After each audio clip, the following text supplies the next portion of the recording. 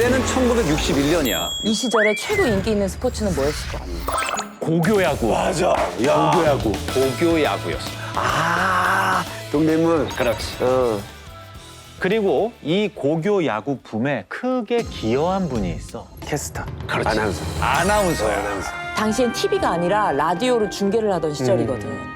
수많은 야구 팬들의 스탠드에 운집한 가운데 경기는 바야흐로 절정에 다다랐습니다. 자, 이 목소리의 주인공은 바로 KBS 소속 박종세 아나운서였어. 1961년 5월 15일이야. 이날도 야구 중계가 있었어. 초여름 날씨라 더운데 몇 시간 동안 소리 지르면서 중계를 했더니 아주 녹초가 됐어. 아, 지치지. 근데 퇴근을 못해. 왜? 숙직이야? 그렇지. 이날이 박종세 아나운서의 숙직 날이었거든. 그렇게 심야 방송까지 다 마치고 새벽 1시가 넘어서야 숙직실에 들어갔어. 베개에 머리를 대자마자 그런데 일어나요, 일어나. 큰일 났어요. 대충 옷을 걸치고 건물 밖으로 나갔어. 그런데 방송국에 어떤 사람들이 쫙 깔려 있어. 바로 헌병들이. 헌병. 다른 야간 근무자들과 걱정을 나누고 있는데 또 다른 군트럭 여러 대가 남산 쪽으로 몰려와. 그땐 KBS가 남산에 있었어. 자, 이 트럭에서 군인들이 우르르 내리더니 다행히 총구는 하늘을 향해 있어. 바로 그때야. 모두 나를 따라와! 1층 아나운서실을 지나서 보도실로 뛰어들어갔어. 보도실 한쪽 구석엔 칸막이로 나뉘어져 있는 텔레타이프실이란 좁은 공간이 있었거든. 모두 텔레타입 기계 뒤로 몸을 숨겼어. 바로 그때야. 누군가 텔레타이프실 문을 두드렸어. 덜컹 덜컹 덜컹 잠긴 문을 막 흔들어. 그러더니 또 잠잠해. 숨죽이고 가만히 있어. 그런데 곧이어 엄청난 말이 들려. 지금 나오면 살려준다. 거기 박종세 아나운서 있습니까? 콕 집어서 박종세 아나운서를 찾는 거야. 근데 진짜 겁먹었겠다. 근데 박종세 아나운서는 안도감을 느껴. 여기 박종세 있지? 박종세 나와! 이게 아니라 거기 박종세 아나운서 있습니까? 아주 정중하게. 일단 자기를 해칠 것 같은 느낌은 아니야. 그러네. 그래서 박종세 아나운서는 끼 문을 열고 나와. 보니까 문 밖엔 총을 든 군인 3사람이 서 있어. 박종세 아나운서는 그들을 따라 2층 계단 쪽으로 가. 그리고 그곳엔 누군가가 서 있어. 별 2개가 반짝여. 박종세 아나운서입니까? 나 박정희라고 하오.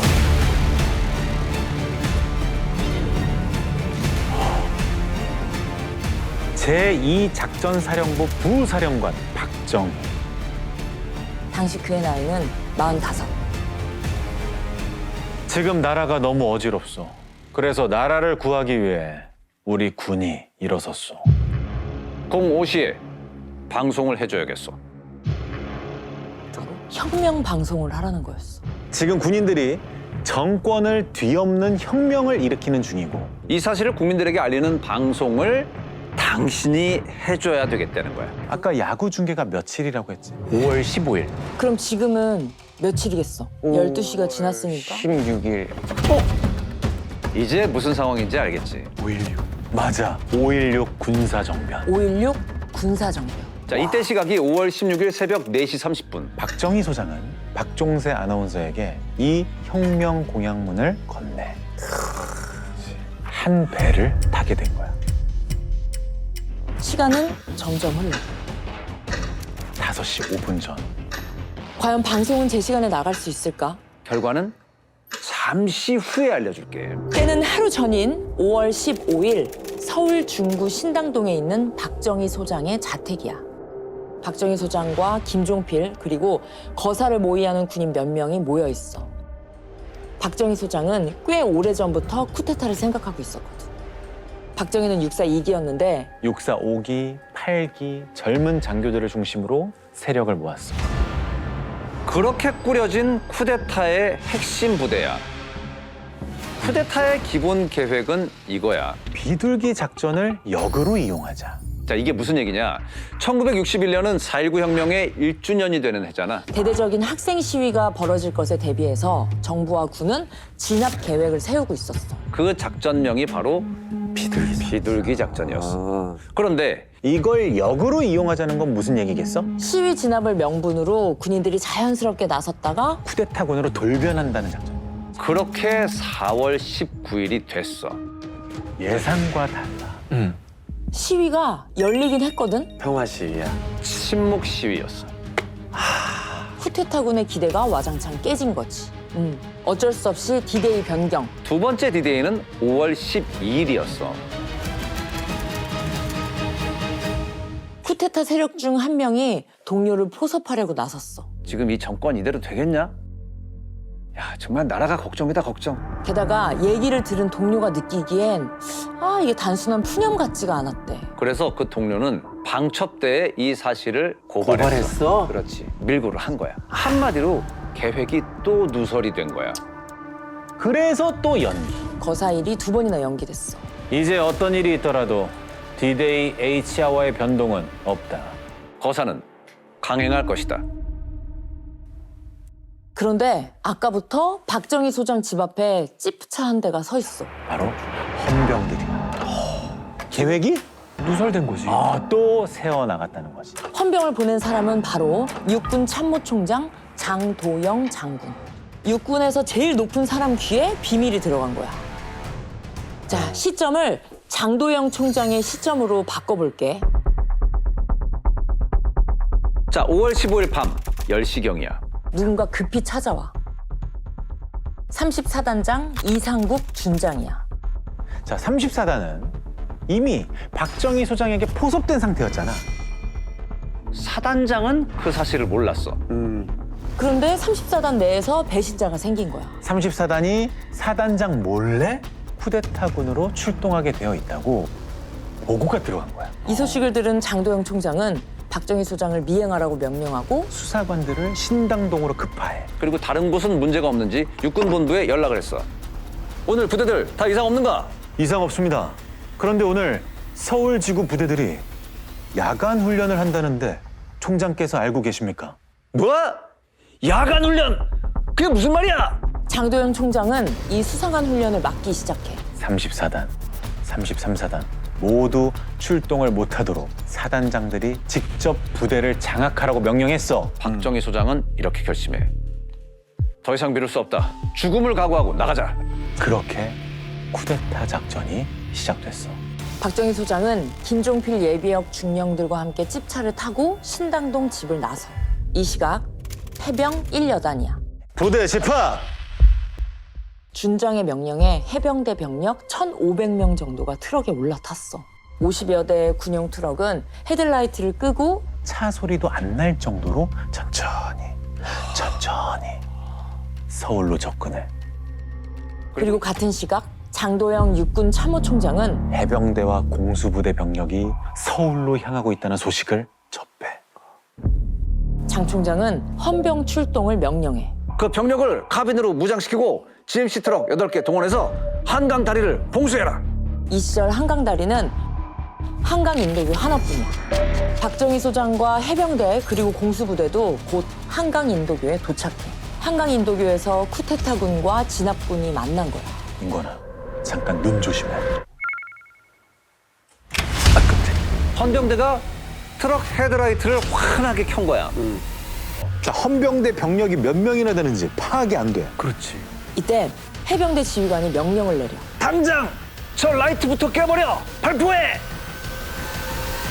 헌병대는 대응 사격을 하다가 포기하고 한강 북쪽 언덕으로 퇴각했어. 한강인도교가 쿠데타군에 의해 최종적으로 뚫린 시각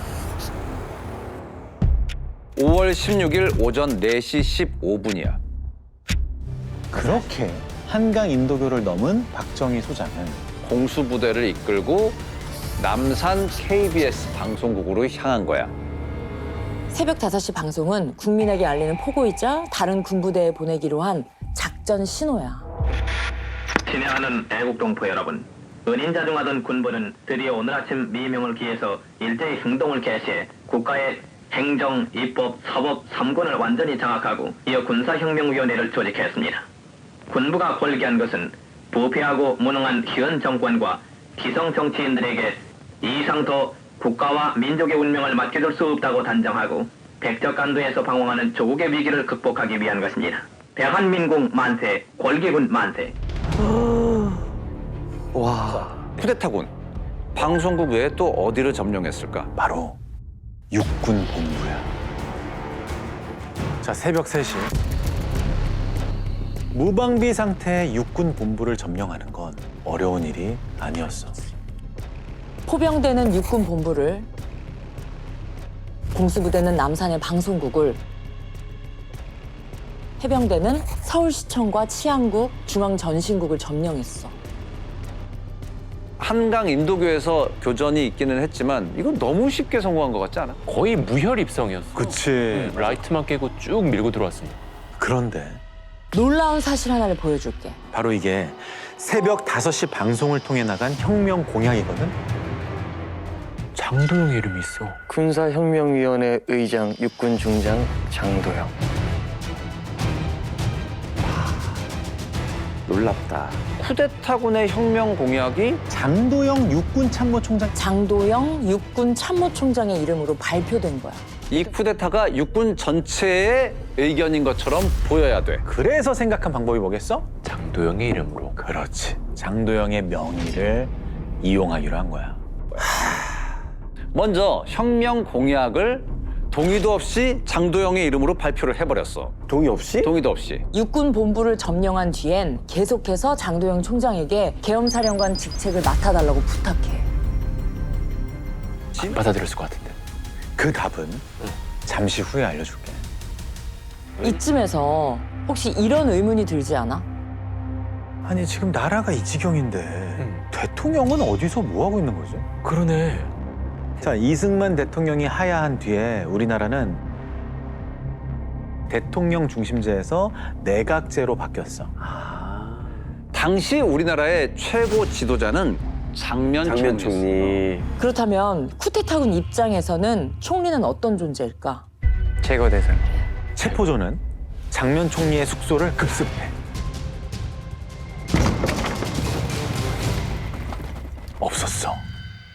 지금 군부가 쿠데타를 일으켰는데 최고 실권자인 총리가 행방불명된 거야. 당시에 박정희 소장이 이끈 반란군은 3,600명이었어. 그리고 한국군은 60만 명이야.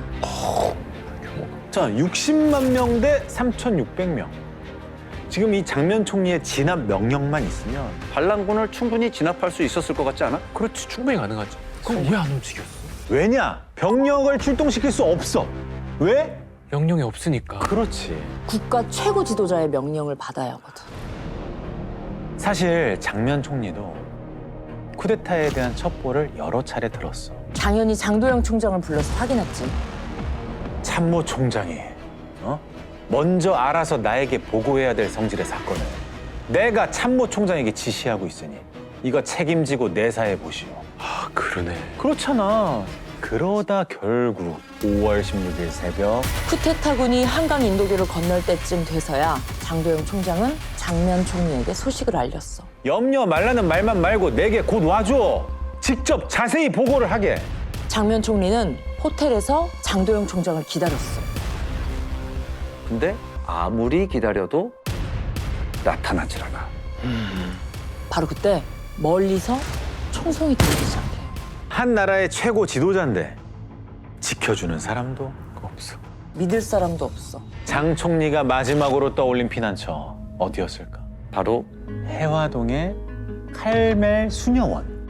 진압군, 쿠데타군 양쪽 모두 백방으로 장면 총리의 행방을 찾고 있지만 지금 오리무중이야. 박정희와 장도영은 대신 윤보선 대통령을 찾아갔어. 라디오 방송에선 혁명 방송에 이어 계엄령 방송이 나오고 있어.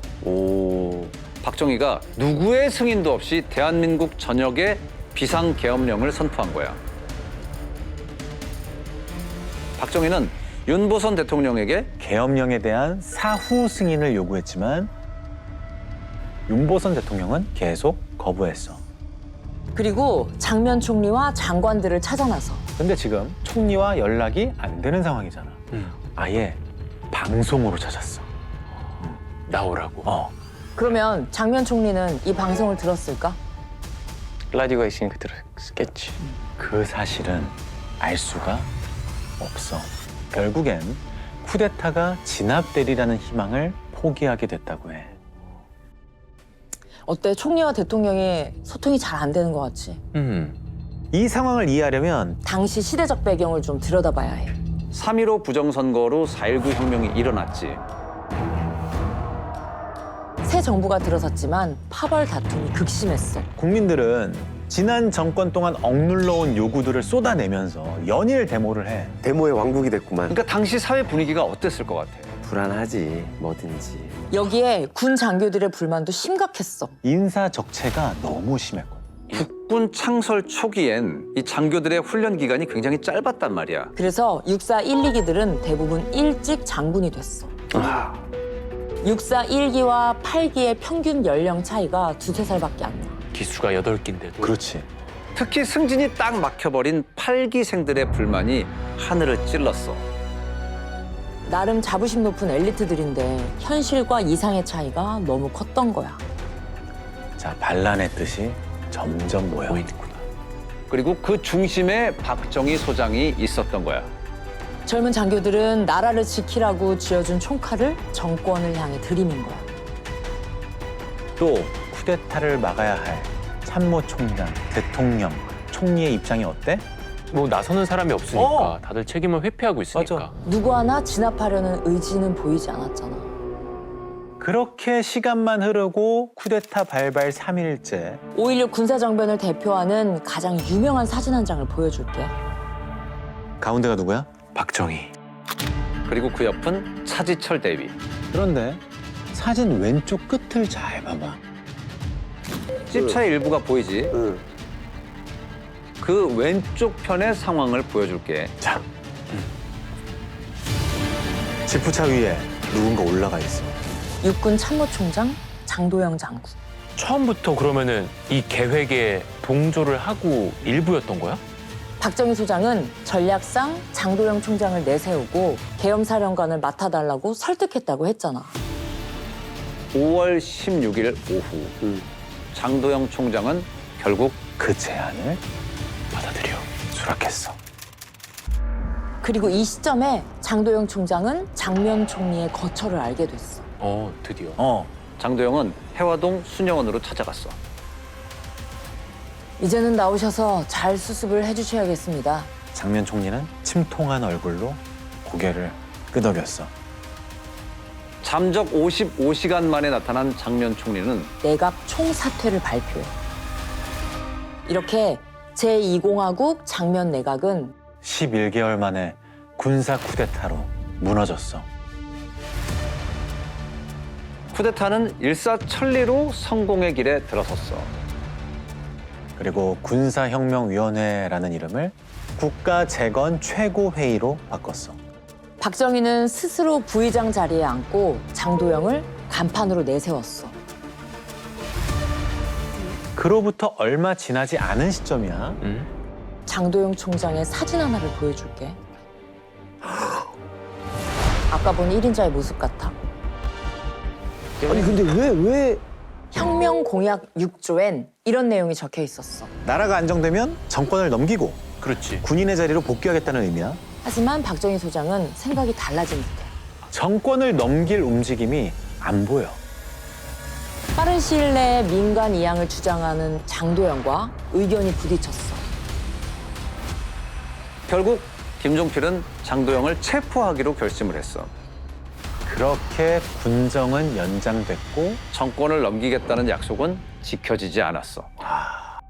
그렇게 박정희는 대통령으로서 16년, 군부 시절까지 합치면 18년 동안을 장기 집권을 했어. 자, 5.16 군사정변 이렇게 표현을 하기도 해. 누구나 알고 있었지만 아무도 말리지 않았던 쿠데타라고. 미국 CIA는 케네디 대통령에게 박정희의 군사 쿠데타가 성공한 이유에 대해 이런 내용의 보고서를 제출했어. 쿠데타에 대해서 어떤 저항도 존재하지 않았고 국민들은 무관심했다. 장면 총리는 저항을 포기했고 장도영은 이중 행동을 했으며 윤보선 대통령은 타협적 태도를 보였다.